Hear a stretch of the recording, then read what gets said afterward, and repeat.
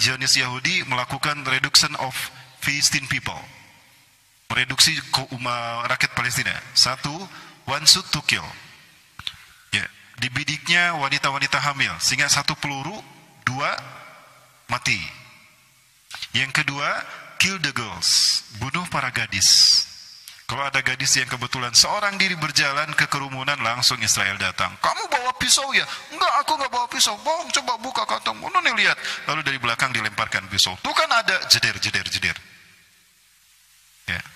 2 kali saya ke sana, 2 kali ada yang meninggal dunia. Gadis yang terakhir itu Isra Ibadi. Subhanallah, Rasul kasihan tuh. Ya, mending tinggalin sama teman-teman. Belum menikah kan? Baik, kok jadi kadinya itu punten. 10 tegang ini, ya. Baik. Luas bagian inilah Masjid Marwani. Nah, di sini Rasulullah SAW bertemu dengan para nabi dan rasul ulul azmi. Namun sekalian, inilah masjid yang digunakan Rasulullah untuk sholat mengimami mereka. Para sekalian, Rasulullah mengimami 1400 nabi. Apa maksudnya? Rasulullah Isra Mi'raj ke Masjidil Aqsa dan mengimami mereka. Inilah kampung halamannya para nabi dan rasul. Ingat, 97% mungkin ya. Karena dari semua nabi dan rasul cuma 12 nabi yang bukan Bani Israel. Artinya sisanya kalau 12 yang bukan Bani Israel, berarti berapa tuh jumlah nabi dan rasul yang Bani Israel? Berarti 98%. Nabi dan rasul itu adalah dari Bani Israel. Jadi kampung halaman mereka ya di sini. Jadi Rasulullah hadir ke kampung halamannya para nabi dan rasul, memimpin para nabi dan rasul menjadi imam salat. Artinya reputasi perjuangan para nabi dan rasul itu dipertaruhkan oleh Rasulullah SAW. Tapi perjuangannya belum selesai. Rasulullah sudah wafat. Sekarang tugas itu jatuh di pundak kita. Artinya di pundak kita ada harapan para nabi dan rasul yang harus kita perjuangkan. Padahal kita bukan nabi dan rasul. Kita imannya tidak sekelas dengan sahabat, tapi tugas itu jatuh di tangan kita. Apa kita akan menyanyiakan? Tidak, para sekalian, kita yang dipilih Allah untuk melanjutkan perjuangan para nabi dan rasul, bahkan menggenapkan kesempurnaan dakwah dan jihadnya Rasulullah SAW. Berarti jihad kita kali ini, dakwah kita, tugas kita luar biasa pahalanya. Sehingga para nabi dan rasul ingin hidup di zaman kita. Cuma satu nabi yang Allah kabulkan. Siapa? Nabi Isa alaihissalam. Saking mulianya umat yang hidup di akhir zaman. Nah, ada satu doa yang luar biasa dari Nabi Sulaiman alaihissalam. Ya, ketika saya mampir ke makam Nabi Yunus, di sana ada seorang syekh yang menyampaikan hadis ini. Ini ada dalam hadis riwayat Imam Ibnu Majah dan Imam Ahmad. Kalau Rasulullah pernah bersabda, sesungguhnya Allah mengatakan kepada Nabi Sulaiman, "Hei Sulaiman, mintalah kepadaku 3 hal. Aku akan mengabulkannya." Yang pertama, Nabi Sulaiman meminta agar beliau diberikan kekuasaan yang belum pernah Allah berikan pada siapapun. Maka Allah memberikan kekuasaannya, sehingga Allah tundukkan untuknya apapun. Bahkan angin dan air pun tunduk pada Nabi Sulaiman. Sehingga Nabi Sulaiman bisa duduk di atas karpet sejadahnya dan terbang. Jadi tidak pakai citiling kesana kemarinya, tidak. Tapi pakai sejadah. Karena Allah memerintahkan angin tunduk pada Nabi Sulaiman. Dan Nabi Sulaiman bisa berjalan di atas air. Karena Allah perintahkan air tunduk pada Nabi Sulaiman. Ya. Yang kedua, Nabi Sulaiman meminta agar beliau dibimbing sehingga keputusan yang beliau keluarkan untuk umatnya sama dengan keputusan Allah. Sehingga beliau terkenal sebagai raja yang paling adil dan bijaksana. Dan yang ketiga, Nabi Sulaiman berdoa, "Ya Allah, la tada' ala ahadin alladhi yazuru masjid hada wa la yusalli fihi rak'atain illa an tahutu anhu hududubah kulluha jami'an qabla an yakhruja min hadzal masjid." Ya Allah, jangan kau biarkan seorang pun berkunjung ke masjidku ini walaupun dia hanya 2 rakaat salat di dalamnya, melainkan kau hapuskan dosa-dosanya, bersihkan dia seperti baru dilahirkan oleh ibunya sebelum kaki terakhir dia angkat keluar dari masjidku. Inilah keutamaan salat di sana. Maka Rasulullah menegaskan kepada kita, la tushaddu rihal illa ila thalathatil masajid. Jangan kamu berziarah dengan niatan ibadah kecuali pada 3 masjid ini. Jadi umroh itu bukan plus Turki, bukan plus Mesir, bukan plus Hong Kong. Mana jauhnya di Mekah Madinah ke Hong Kong. Atau Andalus, tapi plus Aqsa. Ini Rasulullah memerintahkan. Janganlah kalian berziarah dengan niatan ibadah kecuali pada 3 masjid. Masjidil Haram, Masjid Nabawi, dan Masjidil Aqsa. Kenapa demikian? 3 masjid inilah yang kalau kita fahami sejarahnya, kita akan mengetahui peta peradaban sejarah manusia.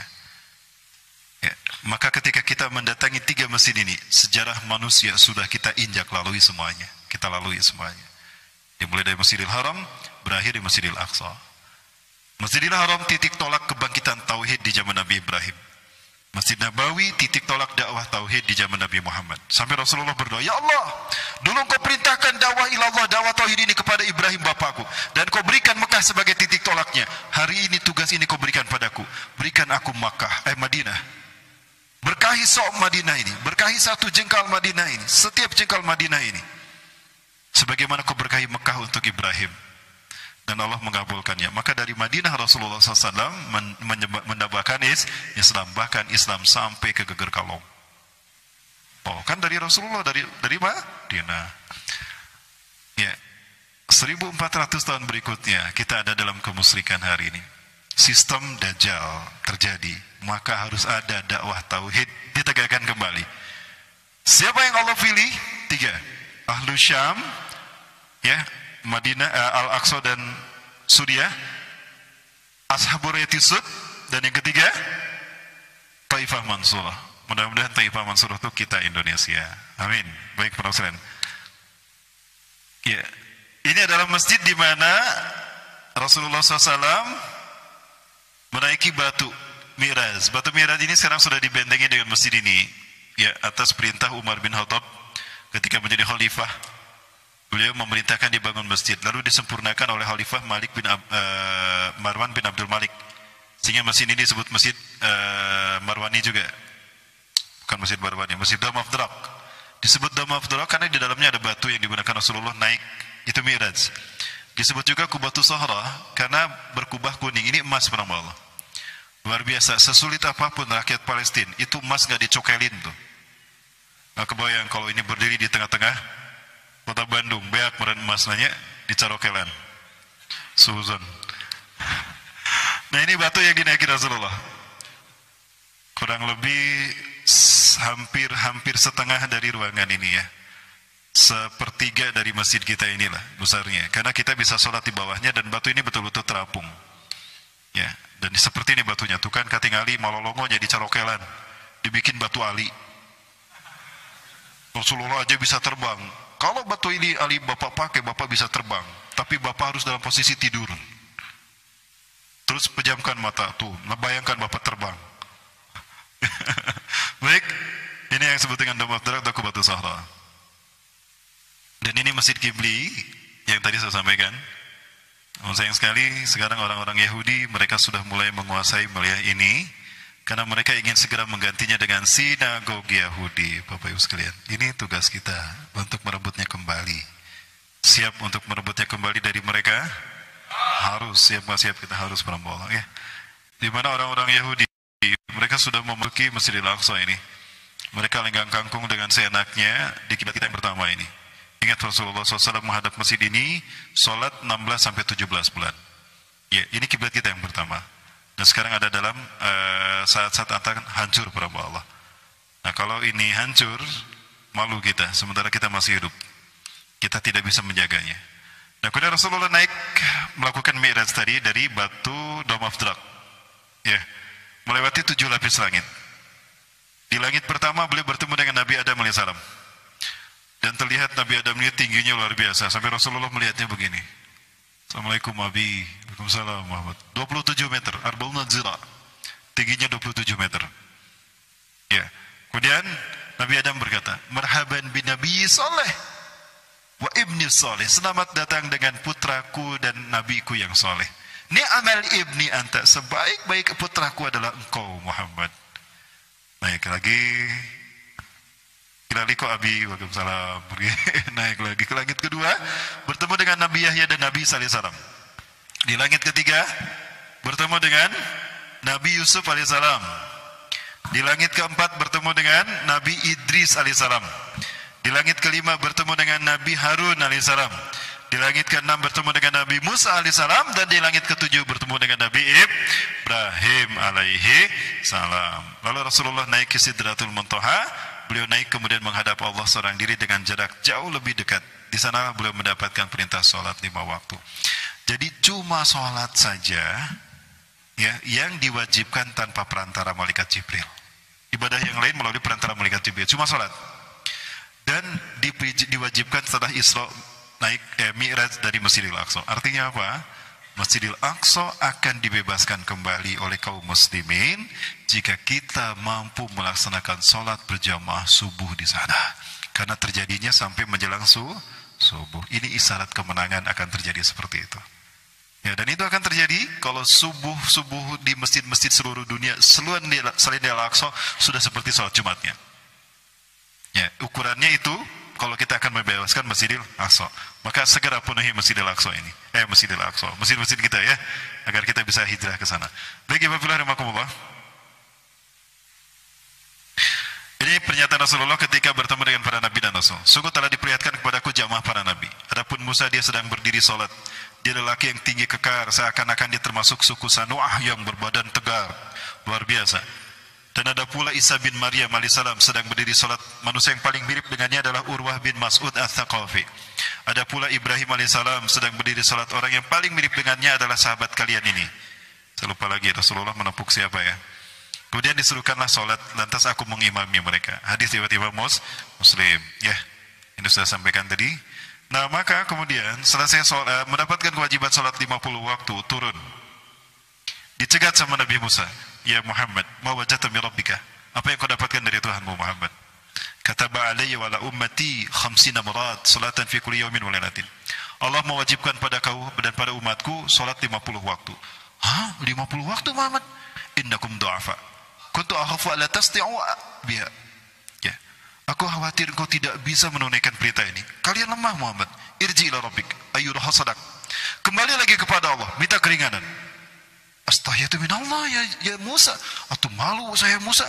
Biar aku balik deui. Rek nuntut ka era atau rek capek? So, 23 rakaat we capek. Komo 50 waktu. Akhirnya balik lagi Rasulullah minta keringanan, turun jadi 20. Ya. Wah, Musa lagi meleng Set lompat. Muhammad rek mana ka dia balik ka dia. Ulah ka lompat sabaraha ayeuna? 20. Balik deui. Bener Musa, balik deui. Tok ngagugu ka era eta masih balik deui. Pulang pergi sampai akhirnya 5 waktu. 5 waktu pun Nabi Musa sempat memerintahkan untuk kembali lagi. Tapi pada akhirnya